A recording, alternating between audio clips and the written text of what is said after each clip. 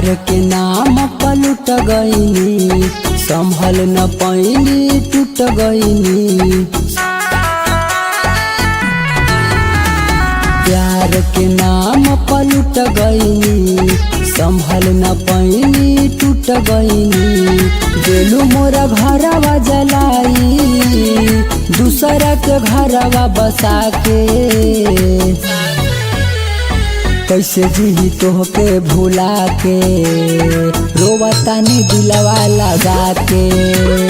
कैसे जी तोहके भुला के, रोवतानी दिलवा लगा के।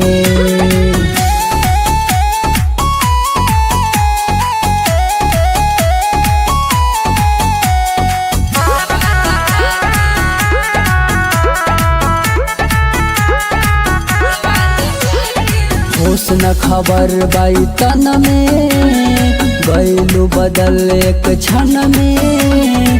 कैसे वहाँ से तोहके निकाली, रहेलू बसल धड़कन में।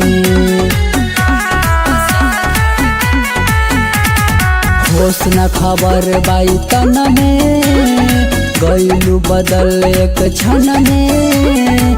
कैसे वहाँ से तोहके निकाली, रहेलू बसल धड़कन में। पूछतानी तोहरा से यही नु हो, पैबू का हमें तड़पा के। कैसे जी तोहके भुला के, रोवतानी दिलवा लगा के। कैसे जी तोहके भुला के, रोवतानी दिलवा लगा के।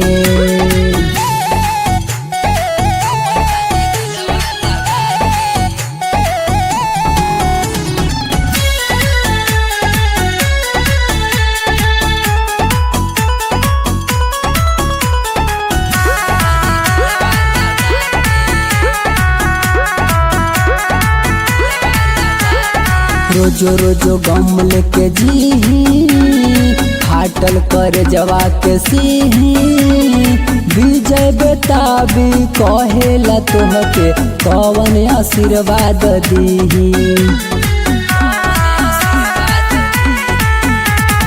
रोजो रोजो गम लेके जी, फाटल कर जवा के सीही।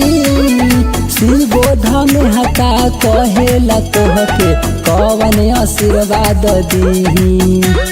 दूसरा से नहीं लगैलू हो, अजय के बहिया छोड़ा के।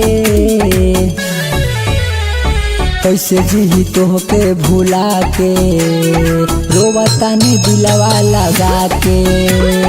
कैसे जी तोहके भुला के, रोवतानी दिलवा लगा के। जाए बेवफा।